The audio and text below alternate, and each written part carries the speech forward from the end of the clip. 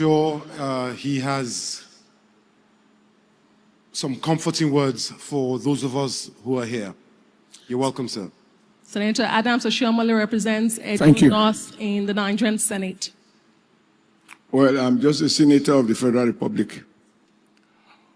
Let me straight address the family of Maduagu.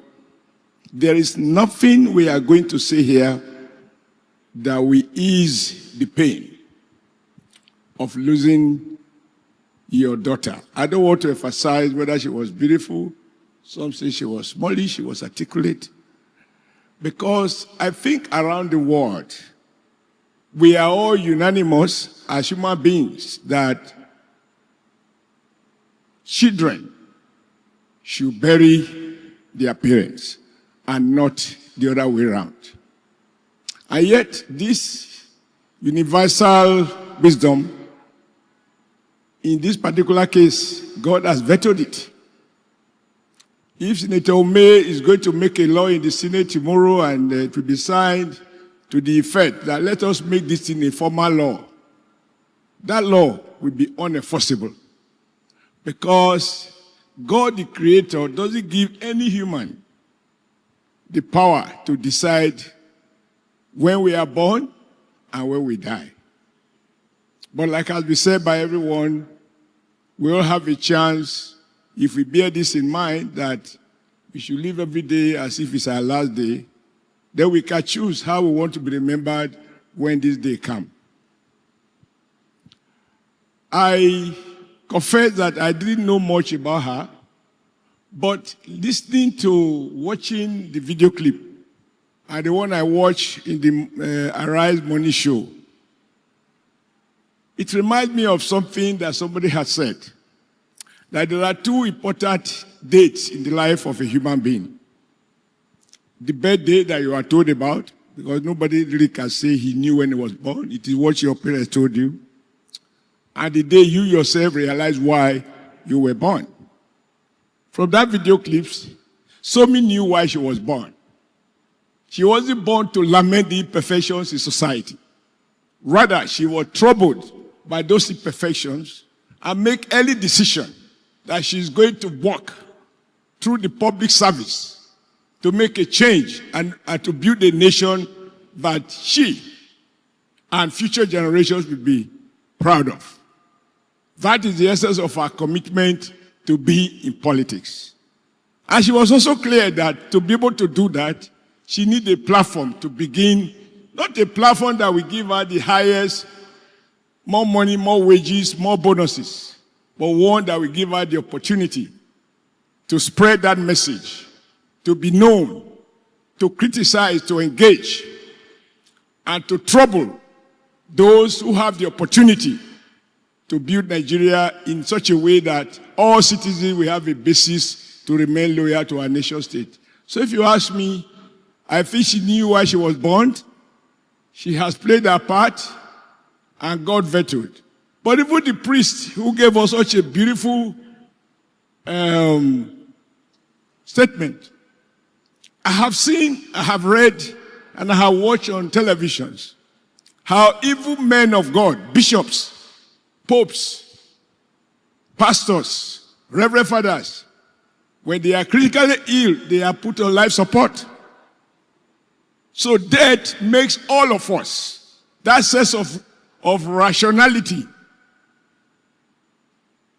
is lost when in moments like this. Because if that rationality remains, we would have to cry at all. Because whether later or sooner, it's the same. So to the Maduagu family, may the good Lord grant you the fortitude to live with a reality that such a beautiful daughter is gone, with all the promises that she holds. And I'm like, to my friend, I wasn't going to say this to you. If she was going to be a senator, you will have to be retrenched from the Senate. Because in a moment like this, we should have a way to relax. She wasn't going to be one of those who are saying, give us the opportunity. She had a fighting spirit. I am going to be a politician, and I will go and try to govern Nigeria and shape it in a manner that we reduce the iniquities she observed in her environment. I join the family and friends and the family of this day in wishing and praying to God to grant her special space in paradise. And to this day founder who is not here, I always wonder how she, identify talents, give them opportunities. He is an example of what Nigeria should be. You have seasoned journalists, you have upcoming journalists, you have them old, you have them young. There is balance, gender equality within the Arise family. I think this is what it should be. What can we say to change what that God has done? Nothing. But what can we do differently? Like the father said, let's all be remembered that today we know, tomorrow we do not know. So now that we know today, what do we do today so that tomorrow should we not be? Let it be said that while we were here, we contribute our quota for a better society, and we are proud of the name that we bear. May her soul rest in perfect peace. Good evening, everybody. It's one of the saddest things to come up here and speak words of tribute to a colleague, because no matter how much you try to rationalize it, it will never make sense. A lot has happened. A lot has transpired. There are many things we'll never know. But one thing that we know deep in our hearts is the fact that we loved Sommie, she loved us, and her greatness was unfinished. So let Sommie's light continue to shine in our hearts, and let us take that to focus on the things she loved. In moments of grief, I like to be quiet, and I understand silence, some people say, is perspective. But today I know nothing, but I know a poem that has always helped me in my time of grief and hurt and silence. And it's a poem written by Brendan Connolly. And it says, "May the silence break." And this is dedicated to Sommie's family, because I know it's tough for them to make sense of this. Because you do not speak, I know the shock of water encountering a rock. The supremacy of silence is what I hate.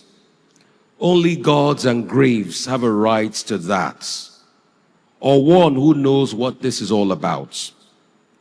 Perhaps you do. If so, let something break through the walls of silence surrounding you. Out here among words, your silence is the magnet I am drawn towards. Men's mouth, animals' eyes, and the throats of bird. Fear this impenetrable thing. So do I all day long, and when the night drops like a confirmation of what you are, the controller of every star and possessor of what daylight struggle to reveal. This possession kills whatever it wills. Nothing I say tonight will matter, nor should it. And this silence by all of us at the grief we feel is right, because it knows it is. And I shiver in that cocksure ice and long for the warmth of the bewildered eyes. But may the silence break, and break into words that speak of the pain and the heartache we all feel, and the hurt that is hard to bear in the world out here, where love continues to fight with fear. But I assure you in the end that the war on silence will end in defeat, and every heart permitted to beat in the air that makes hearts sweet. It is the hardest thing to say, but it is going to be well. And at some point, the silence we all feel today will break. I know it doesn't make sense now, but sometime it will make sense. And all the glory will be to the Lord. Amen.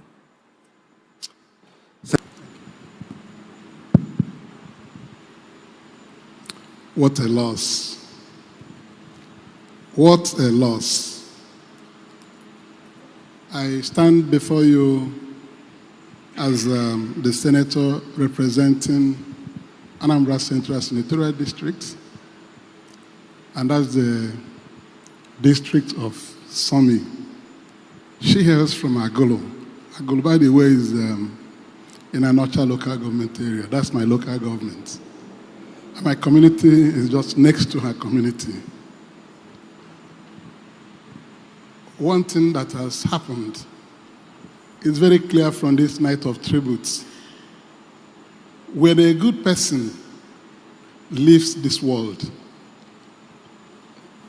everywhere will be running helter-skelter. In the morning of 29 September, when she died, my son ran into my room with a bang. "Daddy, somebody died." I said, "Who is that?" He said, "Oh my God. She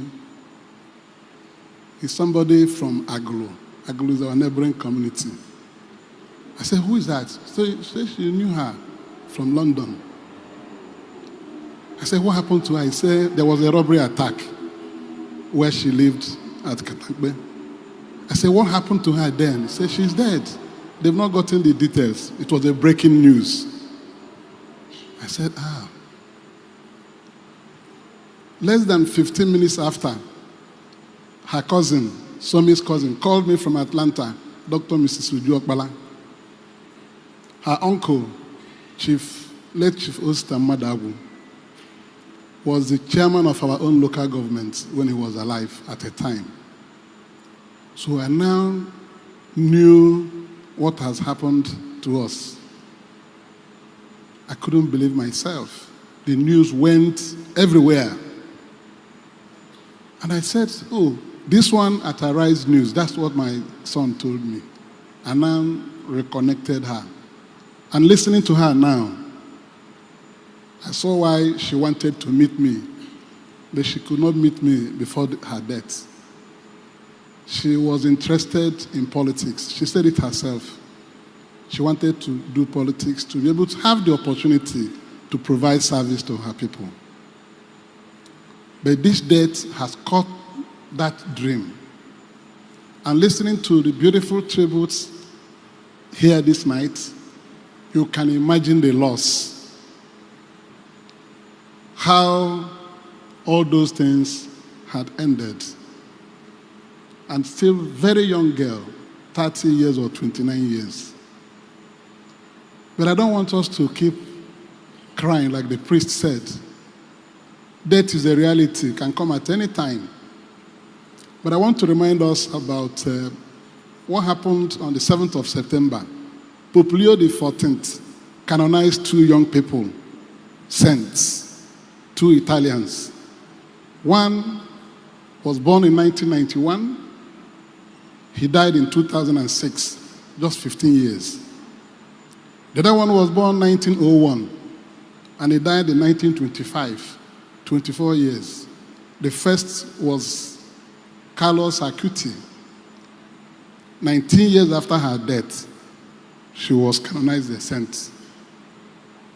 The other one was born 1901, died 1925, 100 years after he was canonized a saint. It means that the number of years you live do not matter, but the impact you make. So we're still going to hear about this, our sister. In a time in future nobody will ever remember, her good deeds, as enumerated here, will surely bring her name back. So I want to console my brethren, people from Agolo. I've seen her uncle and all the members of the Madago family, very beautiful family in my constituency, in my neighborhood. I don't know what we can do to bring her back. Such a beautiful girl with a lot of promise, with a drive and determination to do great things in this country. But we'll leave everything to God.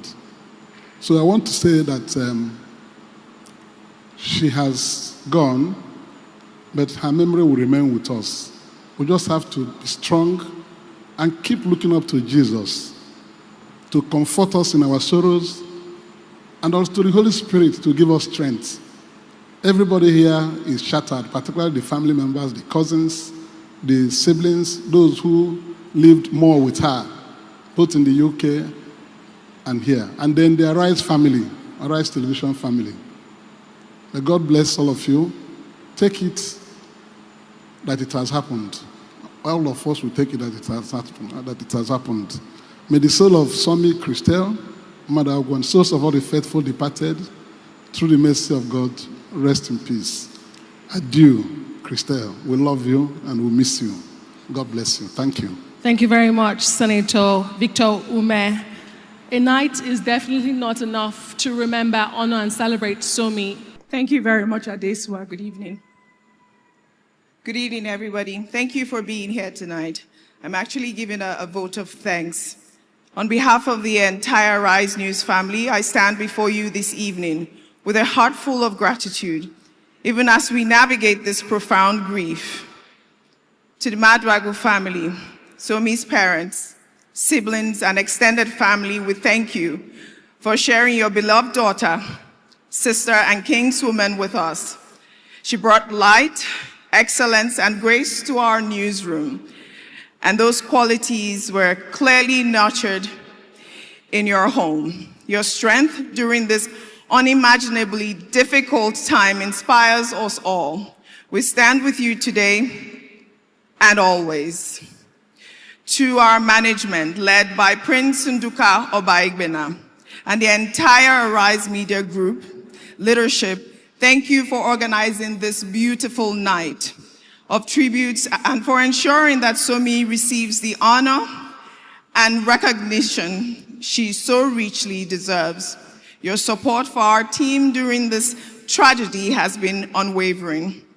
To our distinguished guests, media colleagues from across Nigeria, government officials, and friends who have traveled far and near to be here with us tonight, your presence speaks volumes. Thank you. You remind us that Sommie's life touched so many that the journalism community is truly a family. Thank you for standing with us. To everyone who has sent messages of condolence, made phone calls, shared tributes on social media, and kept our team in your thoughts and prayers, your compassion has been a source of comfort during this dark time and the darkest hours of our days. To the security agencies working tirelessly to bring justice for Sommie, and security guard Barnabas Danlami, we thank you for your dedication and the progress made thus far, while nothing can bring Sommie back. We take some solace in knowing that those responsible will face justice. To my colleagues at Arise News, the anchors, reporters, producers, camera operators, editors, and every member of our team, thank you. Thank you for your resilience. Sommie was not just our colleague. She was our sister, our friend, our inspiration. As we continue her legacy through our work, may we always remember her professionalism, her warmth, and her infectious smile. Finally, to Sommie herself, though you are no longer with us in body, your spirit remains, like I always say, in every broadcast, every story we tell, and every life you touched. We were taken away from us far too soon, but your impact was immense. We promise to honor your memory by continuing the work you loved and by standing for the truth you championed. As we continue this night of tributes, let us leave here not only with heavy hearts, but with renewed commitment to living purposely, loving deeply, and making a difference, just as Sommie did in her 29 years of life with us. May her soul forever rest in peace, and may perpetual light shine upon her. Thank you all again for being here tonight. We deeply appreciate your care. Good night.